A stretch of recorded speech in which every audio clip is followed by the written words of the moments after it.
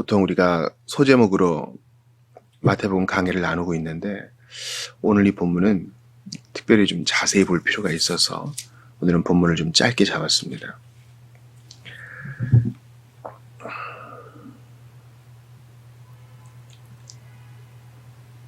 오늘 본문의 그때에는 언제를 말합니까? 예수께서 세례를 받으신 이후를 말합니다. 예수께서 세례를 받으실 때 성령께서 비둘기같이 임하시고 성부 하나님께서 하늘에서 말씀하시죠. 내 사랑하는 아들이요 내 기뻐하는 자라. 삼위일체라는 영혼은 없으나 삼위 하나님께서 그 세례의 현장에 함께 하십니다. 그러니까 얼마나 영광스러운 때예요. 그때에 그 영광스러운 때에 즉 우리 주님께서 공생애를 시작하실 때에 30년간의 시간을 보내시고 이제 공적 사역으로 들어가셔서 예루살렘으로 골고다 십자가로 나아가시려 할 때에 하나님의 나라를 전파하고 말씀을 가르치시고 약한 것을 치유하실 바로 그때에 주님은 광야로 가십니다. 그때 예수께서 성령에게 이끌리어 마귀에게 시험을 받으러 광야로 가서 사실 이 한 절만 가지고도요 우리가 깊이 생각할 거리가 얼마나 많은지 몰라요. 첫 번째, 왜 하필 그때에 마귀에게 시험을 받으시는가? 큰 존귀를 입은 후에는 반드시 무언가 우리를 낮추는 것이 임하기를 기대해야 합니다. 왜냐하면 여러분 생각해 보세요. 이거 예수님에 대한 거잖아요. 이렇게 얘기하고 넘길 수가 없어요. 왜냐하면 우리 예수님은 이 땅에 오셔서 우리와 같은 모습으로 나셨고 사셨잖아요. 그리고 우리 앞서 가셨단 말이죠. 그것은요, 그 발자취를 따라오게 하려 하심입니다.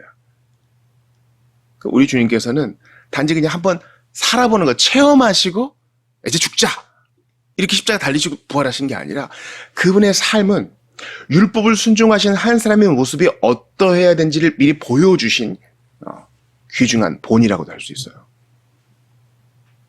그래서 우리가 사복음서가 있는 이유는요, 이 동서남북 다양한 면으로 그분의 삶을 보고 너희도 그와 같이 하라라는 주님의 의도가 담겨 있습니다. 그냥 예수님 대단하구나 이렇게 끝나면 안 되고 그것은 반드시 우리에게 질문으로 돌아와야 돼요. 그럼 신자로서 당신은 어떻게 해야 되는가? 예수님은 신자가 마땅히 어떻게 살아야 되는지를 우리에게 그 발자취를 따라오게 하시려 먼저 앞서 가신 거예요. 그러니까 우리가 예수님이 복된 삼위 하나님이 조우하시는 세례의 현장, 그 감격적인 현장 이후에 바로 광야에 시험 받으러 가셨다는 것은요, 바로 우리도 큰 존귀를 입은 후에는 반드시 뭔가 우리를 낮추는 것이 있다는 것을 염두에 두고 미리 준비를 해야 돼요. 이른바 우리가 무슨 직분을 받거나 또 기도 응답을 받거나 교회적으로 경사가 있거나 그럴 수 있죠. 그때 조심해야 된다는 거예요. 전도서의 말씀처럼 잠언의 말씀처럼 하나님께서 높이신 다음에는 낮추시겠구나.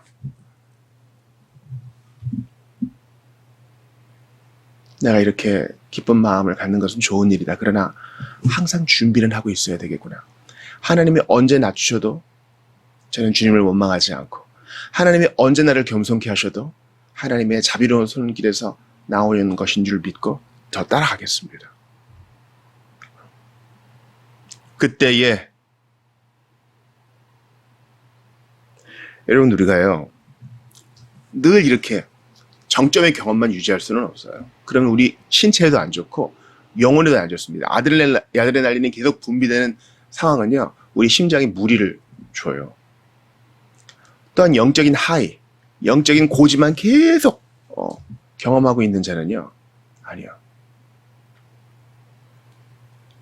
영적인 이 생활의 다양한 면을 경험해 본 사람이라야 비로소 섬길 준비가 되는 것이에요.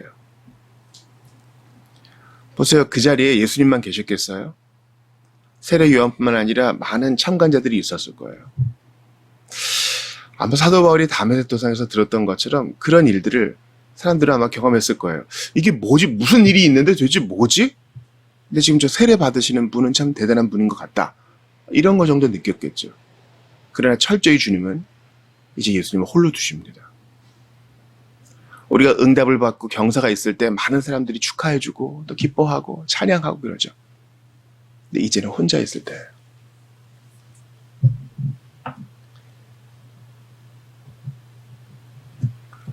여러분, 우리는 신앙생활에 있어서 균형을 유지해야 됩니다. 2절 보니까 40일을 밤낮으로 금식하신 후에 줄이신지라. 주님은 이 40일이 지나고 나서야 다시 이제 예수님을 공동체로 돌려보내시고 제자들로 부르시는 그 사회 현장으로 돌려보내십니다. 우리의 신앙생활은 홀로 있음과 같이 있음의 그 사이에서 균형을 이루어야 됩니다. 늘 혼자만 있으면 안 돼요. 여러분, 광야 생활 그 나름의 유혹이 있어요. 어제도 영적 자폐 말씀드렸지만 우리는 혼자만의 세계에 갇히는 영적 자폐를 조심해야 돼요. 물론 여기에서 우리가 주님과 내밀하게 교제하고 여기서 훈련을 받고 그렇습니다. 그러나 때가 되면 다시 돌아가야 돼요. 늘 같이 있는 거, 늘 공동생활하는 것도 문제가 있어요. 혼자의 골방의 생활을 누릴 여력도 없이 나만의 광야를 가질 여유도 없이 늘 누군가에게 둘러싸여 있다면요, 그 사람은 영이 마를 거예요. 근데 이 일을 누가 주관하시느냐? 오늘 보면 1절을 보니까 성령에게 이끌리어. 성령 하나님께서, 비둘기같이 임하신 성령 하나님께서 친히 광야로 보내세요. 그러니까 여러분, 우리가 안 하겠다고 해서 넘어가는 게 아니에요. 많은 이들에게 둘러싸여서 기쁨을 누릴 그때에 주님은 갑자기 우리를 홀로 있는 곳으로 보내시고 광야로 보내시고 골방으로 보내세요. 왜냐면 거기서 가르치실 것이 있기 때문이에요. 후에 보겠지만 예수님은 이 광야에서 40일을 금식하신 후에 마귀에게 시험을 받으실 때 아주 아주 대단한 공격에 직면하셨죠. 그것은 뭘 의미합니까? 우리 조상들은 만나 먹고 메추라기 먹으면서도 광야에서 그렇게 넘어졌지만 우리 주님은 회복된 이스라엘, 온전한 이스라엘을 위해서 그들보다 더 열악한 환경에서 광야에서 순종하셨다. 마귀에게 승리하셨다라는 것을 보여주는 거 아니겠습니까? 그러니까 뜻이 있어서 성령께서 우리를 그쪽으로 보내세요. 나의 가고 서는 것, 멈추고 일어나 나아가는 것 다 주님이 계획하시는 거니까 그 주님의 순리에 따르셔요. 광야를 보내시면 거기서도 아멘! 무리 가운데 보내실 때 거기서도 할렐루야! 이게 우리의 삶이어야 돼요. 그리고 이것을 우리가 잘 분별력을 활용해서 우리의 일상생활에 적용해야 될 필요가 있어요. 성령께서 우리에게 어떤 마음을 주실 때가 있어요. 너 너무 그동안 분주했다. 고요히 묵상의 시간을 가져라. 그럴 때는 예 주님 하고 그 주님의 인도함에 맡겨 홀로 있는 장소로 가야 되고요.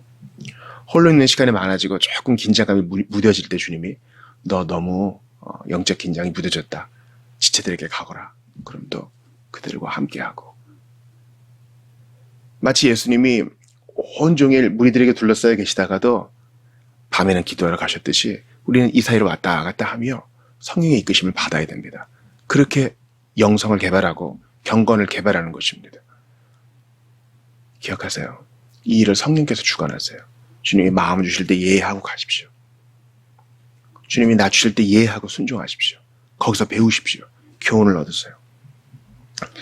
하나님께서는 보통 그의 백성들이 시험을 받기 전에 그것을 미리 준비시켜 주십니다. 때를 따라 힘을 주시며 예리한 시험이 있기 전에 특별한 위로를 주시는 것입니다. 자, 예수님은요, 어떻게 광야의 그 외로움과 고독함과 시험을 이겨내셨을까요? 성령에게 이끌리기 전 삼위 하나님과의 조우를 통해 그 영광스러움을 경험하셨잖아요. 그리고 성령께서 이끄셨잖아요. 성령의 함께 하심과 삼위 하나님과의 조우, 그 감격스러운 세례 현장의 그 경험들이 그분을 지탱시켜 주었을 거예요. 아니, 그분은 하나님이었잖아요. 맞아요. 그러나 우리를 위해서 신성의 어떠한 힘을 발휘하지 않으시는 우리와 같은 연약함에 쌓여서 똑같이 목마르고 똑같이 배고프고 똑같이 고독한 그 상태에서 광야를 보내셨어요. 즉 예수님도 준비를 받으신 후에 준비시켜 주심을 경험한 후에 광야로 갔다는 겁니다. 우리도 나를 왜 이렇게 홀로 두시지 할 때 내 은혜가 내게 족하다. 그걸 기억해야 돼요. 하나님께서 우리를 그냥 맨손으로 광야로 보내시는 게 아니라고요.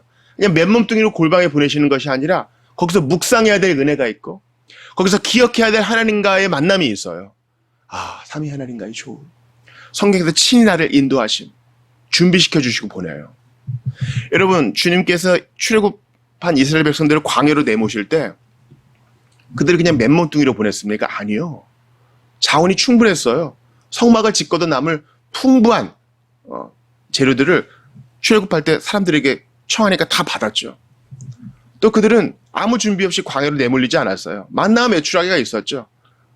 하나님께서 굶기시지 않았단 말이죠. 목마를 때 힘든 시절이 있었지만은 물을 주셨어요.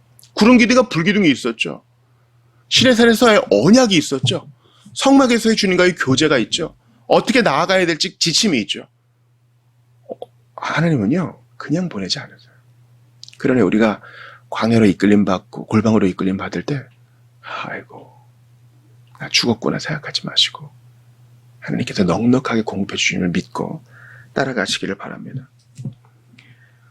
특별히 주님을 섬기기를 원하시는 분들이 계세요. 이러한 시험과 고독함과 골방과 광야의 고전악함이 여러분을 기다리고 있다는 것을 기억하세요. 바울도 그랬어요. 바울도 주님 만난 후에 아라비아로 갔다 그랬는데 그것을 무슨 한 나라라고 보는 분들도 계세요. 사막으로 갔다라는 분도 계시고 중요한 것은 공적 사역에 딱 드러나기 전에 홀로 있는 시간이 있었다는 게 중요해요. 주님을 섬기기를 원하시는 분들 시험에 대비하시고 홀로 있음에 대비하시고 주님의 이끄심을 받아들이세요. 그 광야에서 주님이 우리를 만지십니다.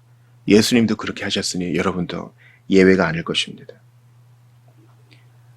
신적인 사랑에 큰 특권과 특별한 징표가 있다고 해서 그것이 시험을 면제받게 해주지 않습니다. 나는 이런 영광스러운 시작을 경험했으니까 앞으로 다 잘 되겠지. 아니요.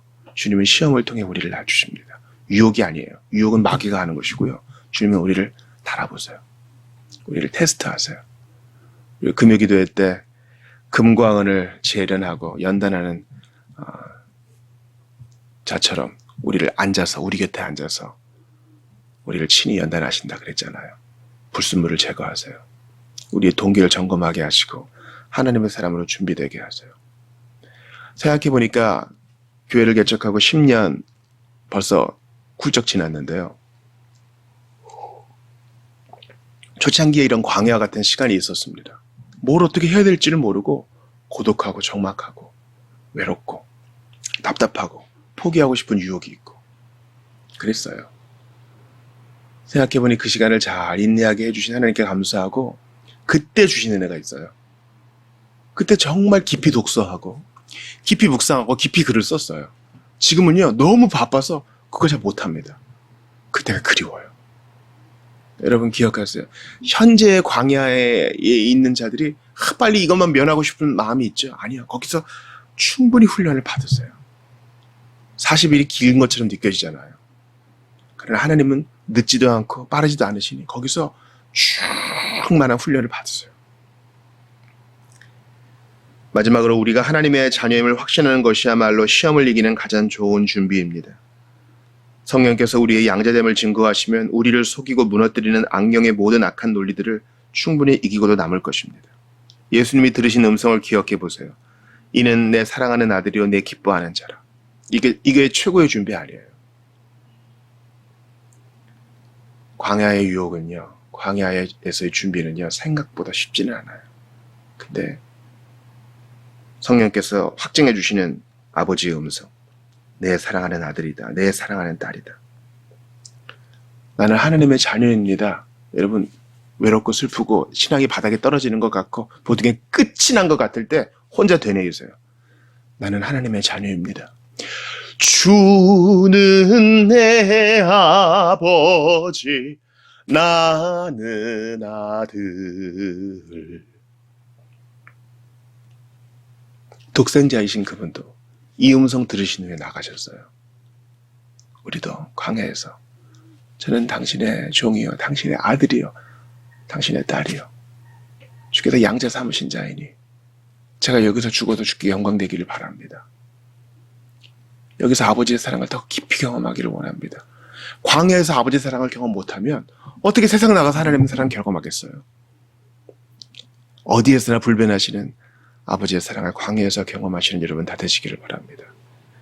예수께서 시험을 받으신 시기, 시험을 받으신 장소, 또 시험을 위해서 해주신 대비 보았습니다.